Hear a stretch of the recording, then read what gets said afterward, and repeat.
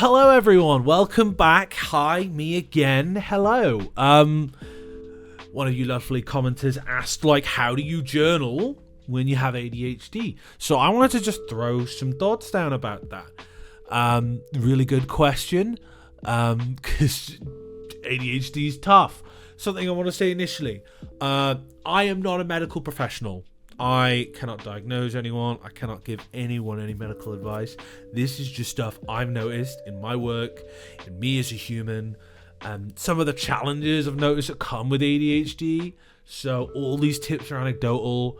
I do not have a medical degree. I ain't going to tell you this is fact, right? But this is 100% kind of stuff I've seen. And you're all different.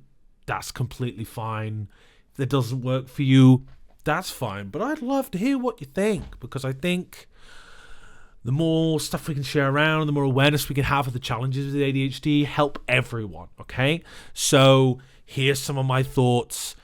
I'm going to do a little preamble. So, ADHD. Some of the things I feel I kind of notice that are really challenging with ADHD is, and this is going to be tip one, okay? I'm going to tie to tip one.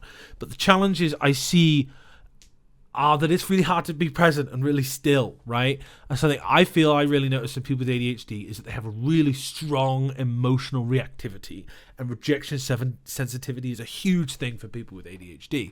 So when I think about kind of things that would help people with ADHD to journal, I think tip one, the mind of somebody with ADHD is typically really fast, right? They like a lot of stimulation, and they're trying to find that sweet spot of stimulation. Now, my thoughts on that often that they need a certain level of stimulation to push away other negative feelings and thoughts, right? So this is really tough when I kind of say, hey, sit down and journal, right? Because the brain of an ADHD person really wants enough stimulation to push away the bad feelings. So when we think about something that I outline a lot here is the mind pace or mind diet, right? Because somebody has ADHD, they're often really emotionally reactive and they feel a lot of stuff really strongly, right? So when you're online consuming TikTok, watching YouTube shorts, a lot of different content's going to go into your head. A lot of information's going to get into your brain box, okay? And that's going to make you feel a lot of things. And it's going to maybe also help push away a lot of things you are feeling. So, to be more concise, you want to set this mind pace. So as soon as you wake up, it's the best opportunity to have the slowest mind pace of the day. What do I mean when I say mind pace? What I say is, how much stimulation do you need, basically, right? Because when we wake up, and things aren't immediately stressful, right? Stress can really change that mind pace. We can be still and calm, right? We can just sit with what is. We don't need a ton of stimulation. We don't need to do anything, right? And that's typically the best in the morning, because the brain goes through a little bit of a kind of reboot, right? There's a lot of science around sleep. A lot we still don't know about sleep. But I observed that there's a bit of a mental reboot. Depending on if you've had good quality sleep or not. If you have really bad sleep, you can feel really groggy, and that can be really tough. But when you wake up, usually pace is at its lowest. So, very common for a lot of us. I'm even guilty of this sometimes. I really struggle with it sometimes. It's like picking up your phone as soon as you wake up. As soon as you pick up your phone when you wake up, you are accelerating your mind pace, okay? And then you're putting more stuff in your mind diet, right? So you're getting all this information, right? And often the analogy I really think about when I think about the mind diet is, when we eat food that's bad for us, it can be delicious, right? I'm a big dude. I get it, right? Food is tasty, but it does also not really sit in us for very long, right? Something I feel I've observed anyway with a lot of kind of fast food, ultra processed food, which is a hot topic, right? Is that often it's kind of low in fiber, right? So it doesn't sit in us for long. It just goes right through us, right? Which means then we're hungry again and we want to eat more food, okay? But as we do that, we put on weight because we're eating a ton more food because nothing's sitting in us. So this is informing all of my metaphor, basically. So when we eat information from the internet in YouTube Shorts, that increases the mind pace. There's no space in our head for how we're actually feeling. So we need more and more stimulation. Hit that sweet spot of like, there's this thing I can't deal with, get it away. So to actually be specific about what I would encourage, here's tip 2. Think about your environment. What is stressing you out right now? What is making it hard for you to be present? Where is your phone when you wake up? These are questions I'd encourage you to ask yourself, right? How do you feel about your home or the space you live in or the people you're around? Okay? Because all of these things can really influence the mind pace your brain's at, right? Context is really important, and it's super, and I feel the affect and the challenges that come are multiplied up with people with ADHD, right? So if you're in an environment where you feel kind of out of control, or there isn't a place where you feel things are, it doesn't have to be super clean and spotless, right? Because that can also be overwhelming if you have ADHD to like keep a clean house, unless you push yourself aggressively with anxiety. But we're all differently, right? Different. I think it's really about trying to create your own kind of chaotic order, right? And being aware of the traps and slumps you fall into yourself. So to be crazy concrete here, you are in bed, you just woke up. Usually our phones are on our bedside table, right? It depends what you have to do. If you have to get up for work like a normal person, like most of us do, yes, you need an alarm. Sure. But having like literally any time, the more time you can have away from your phone at the start of the day, the better chance you are to sit with yourself and then journal. Okay, so if you immediately grab your phone when you wake up, if you can delay that for a minute on day one, that is a win. Okay, we don't need, and this is something else I noticed with ADHD, but a lot of people in general in our action-focused society, we want to do more. We want to be more. We want action now. We want results now. Be careful with those expectations, because they're going to make any changes to your environment short-lived, because you're not going to immediately get everything's working, okay? Some things will work, some things won't work. But when you sit in your environment, like, where does your brain go? What do you think about when you're like sat in your living room, when you just wake up, right? If you're sat in your living room and you're anxious, like, what's in your room that's making you anxious, right? And I guess this comes on to tip 3. This ties to tip 3 pretty concisely. How do you feel? Feelings are so important, right? With ADHD, because they're so intense, I found. So something that's really important about emotions, I think, is with ADHD is something that I really notice is it's really hard to accept strong feelings, and especially things that like lead to this sense of injustice in people with ADHD, right? Or just like, I don't want to do this, I refuse to do this, I'm not doing this. And I really would encourage people to like dig into where that comes from, and then go, okay, so right now I refuse to do this. I'll give a personal example, right? So right now, I sometimes really struggle to initiate maybe like more friendships outside of my normal circles, right? So I'm like, why, what's the problem with this? What's happening in me emotionally? What do I expect to be met with the general public? Okay. So I might feel anxious. I might feel like I can do the surface stuff fine, but like deeper connections are hard, right? So where does that come from for me? And then where can I grow? How can I push myself forward? Okay. What can I do to take one step towards better weathering that storm? Because emotions are incredibly important internal signals. They deserve to be heard and understood. They matter. But something else I've also noticed with emotions is when we sit with them and then we push the boundaries of them, and we're willing to and accept the discomfort that comes with that, we can improve our ability to sit with these negative emotions more and then process them. Because a huge part of even processing emotions for ADHD people It's just being willing to be in the room with them, just showing up with your own feelings, which is really, really hard to do.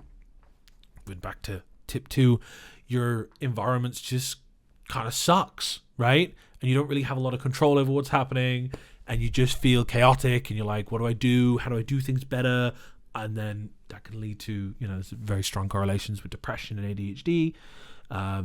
So really, like, your feelings matter, like the most important thing in all of this, right? It's all feelings beyond anything, because feelings are what drive behavior, in my opinion, in what I've seen.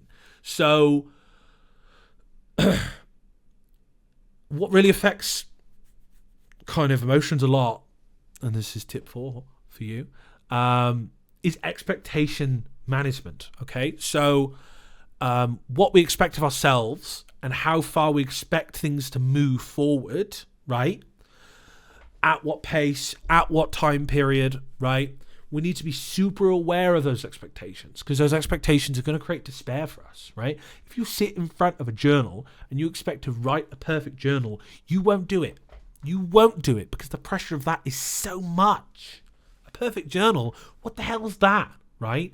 And for a lot of us, that comes from different places, For me, I had that kind of arc, and I'm still struggling with it sometimes. I think it creeps in for me when I feel like other things don't feel like they're going right for me. So I feel like I need something to be perfect to make up the gap between where I feel I should be at and where I am at, right?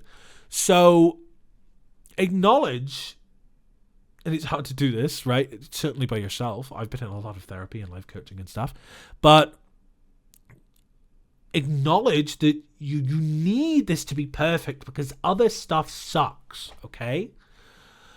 And don't move those goalposts. Keep them where they are. Focus on the present. If you felt heavy and distracted before journaling, or you woke up and you wanted to go on your phone and you didn't go on your phone, and then you picked up a journal and you wrote, I feel angry today, that's a fucking huge win. Hell yeah. And I'm proud of you for that. Okay? You don't need to move mountains. You just need to show up. And moving mountains will actually make it harder. Okay? You don't need a huge correction. This is a fallacy of the mind. Strong, consistent gains come from doing tiny little efforts over consistent periods. And this is like the bane of ADHD existence, right? And I feel I see like a logical fallacy in a lot of kind of ADHD experiences. It's like, I have to make up for this like little gap of inconsistency here. You don't. You do not. You do not. I promise you that. You feel that. That's valid. Your emotions, again, listen to them. Be with them. But you can start at 10% and then you can have a few days of not doing any, 0%. Come back to that 10%. You don't need to do 30%. Because if you think about doing 30%, that's like a 3x jump of effort, right? That's a lot of effort, right? If you don't have any energy left in your energy budget, right? You've already spent all your energy for the day when you just woken up because of all the overwhelming stress. You are not going to journal, okay? So if anything, do less, but do more than 0%. If it's 0.1%, that is a win, okay? So expectation management is so important. So here's my fifth tip and my final tip for this video. And if you enjoyed this, I'd love to hear more comments. I really like thinking about kind of ADHD experience. Also not a licensed professional. I will say that again. Please see a doctor. If you have ADHD concerns, listen to them over me. I'm just a dude. But diet and exercise is really important. We go on about it. Why should you eat well and exercise? What even is that? Okay, so especially for people with ADHD who have strong emotions. So exercise is really important, especially because, and I'm going to be more specific about what I mean with that in a minute, but I'm going to outline why. Exercise is really important, again, because of like the restlessness that comes with ADHD, the excess energy that leads to anxious feelings. So a lot of studies have observed this. I do not have them to hand. I may or may not put them in the description. But some studies have definitely pointed in the direction that there are emotion regulating properties of vigorous exercise. Okay, so what you want to do if you're like stressed or anxious or overwhelmed is like actually just sprint as hard as you can for as long as you can, like ideally like 30 seconds, and let those endorphins shoot through your body and naturally regulate kind of your emotions, right? It will definitely help in some way. Okay, not a magic bullet, but it will really help. If you're just lost and you can't do this and you feel shame and guilt, just go run around in the garden, run up and down the street, do something physical, get out of the environment. It refreshes your mind. Changing environment is so important for the creative process, and journaling and being a human. But diet's a bit of a contentious topic for me because I've had challenges with food historically. But something I really noticed are like things that really negatively affect me, and something I've seen with people with ADHD is if you eat a lot of food that's high in sugar is really, and this is a challenge for being in a stressful environment as well, but cortisol, with stress, right, there's actually like a lot of glucose that comes out of that and injects into your body, so you have energy to like do stuff and fight or flight, right? But if you eat a bunch of like super processed sugar, kind of like similar analogy to the mind diet, that energy is going to go peak and trough really quick. And that's going to add more to the emotional instability. That's going to add more to feeling like you struggle to have consistent energy, right? And if we bring it right back to basics, as humans, we actually need like a ton of water, okay? So I know a lot of people who are neurospicy don't like water. I get that. If there's a way you can get water in your diet without adding sugar, without adding a ton of caffeine, do that, okay? But sugar will naturally dehydrate you. Caffeine will naturally dehydrate you. You need like hydration if you don't want to like eat more, especially if you're trying to be aware of your weight, is like so important, okay? So if you have low energy, I would just say default to having some drink, some hydrating drink, some water, something like that, okay? Or squash, what have you. But don't have like a ton of processed sugar will just have your blood sugars go up, your blood sugars come down, and then all this other stuff will be harder because you won't have the biological energy to challenge yourself, right? To push your kind of comfort zone of what we talked about in the previous tips. So, there are some environmental factors that we have to consider here, right? Like ADHD is a challenging condition that is very real, right? There are certainly differences in brain structures that have been observed in some studies, right? But there are small things you can do to weather the storm a bit better, all right? Because this is certainly my belief and my bias here, but learning to ride those challenging waves and then doing things to compress the peaks will net a lot more overall, okay? And these aren't going to happen immediately, and it's going to take time, and you're going to struggle, and you're going to feel bad sometimes, okay? You're going to want to quit. That's okay. It's okay to feel like that. You're allowed to feel like that. And maybe a bonus tip here, meditation is I found very helpful for my brain and being more level and being balanced to help with the journaling. Okay, so to summarize, tip 1, mind pace, mind diet. Okay, what's going in your brain and how is it increasing the pace of your thoughts when you need more stimulation? Tip 2, what's in your environment? What triggers you in your environment? What makes things harder for you to engage with self-care? What do you think about when you wake up? Where is your phone? How are you using technology? Is it to push challenging feelings away? Tip 3, emotions. They are the internal signals. They are a lot stronger in people with ADHD typically, from what I've seen. which is why it's all the more important to listen to them and process them as readily as you can. Okay. Tip 4, manage your expectations. For all these things I said, you might want to, recover the gap of your inconsistencies that come with ADHD. Be aware of that. Don't do it because it won't help. A little bit is better than a lot, okay? And self-care is always about doing a little bit when you can manage a little bit. Listen to your internal signals. Do a little bit when you don't feel like you can do a lot, okay? Just show up. Think about stepping into that environment that might help you. That's all you have to do. Tip 5, diet and exercise. What you eat affects your energy levels and it affects your emotions. So as we talked about the additional volatility before, that comes with the emotions in ADHD, these can make it really hard to sit still and journal, okay? And exercise can regulate those challenging emotions, all right? So you don't have to go to the gym for an hour. You don't have to go to the gym at all.